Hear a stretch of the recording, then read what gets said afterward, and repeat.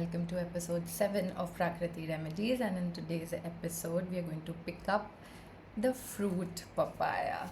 Papayas can cure hemorrhages and especially beneficial in the treatment of piles. And papaya is one such plant wherein you can use every part for medicinal purposes: the leaves, the fruit, the seeds, the bark, the roots, all of it. It is one amazing plant for health and for healing purposes. Let's start with papaya leaves here. See, the papaya leaves contain carpene, which is an alkaloid, which is reported to show anti tumor activity in vitro against leukemia. Traditionally, the leaves were used in relieving muscle pain and curing festering wounds, ringworms, etc. I don't know if you remember when we were young, if we ever got any fungal infection or if we got injured, our parents would use the papaya leaf, warm it up, and then apply that cleanly with the bandage, and the wound would heal really fast. So up until very recently, I think we were doing that. Let's talk about the papaya root. The root is a diuretic. Internally, it is administered for checking irregular bleeding from the uterus. The fruit, of course, amazing, and the most nutritious of all of the fruits in a lot of ways, because it is loaded with carotenes. Carotenes are those compounds which actually help the production of vitamin A inside the body. Vitamin A is not something that we directly eat. It is produced when you eat or intake carotenes in the body. Also potassium and a lot of enzymes which break down the protein in the body properly, taking care of your liver and spleen in a nice way.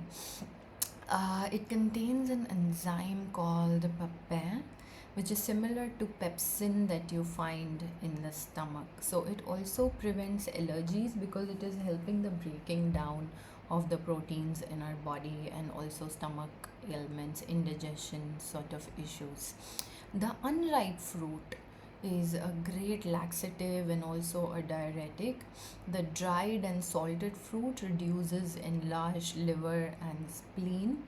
And amazing, the ripe fruit when consumed helps in the cases of bleeding piles, dyspepsia, removing urinary concretions, and for the treatment of wounds in the urinary tract. Now, coming on to the papaya seed, it has great antibiotic and antifungal properties. So when you juice these seeds and administer them in cases of bleeding piles or enlarged liver and spleen conditions, it really helps heal those. So an amazing thing, but let's look at a list of ailments and how papaya really helps with them. Number 1, muscle pain. Warm the leaf over the fire and apply on the affected part when it is warm and not really hot. Don't burn yourself.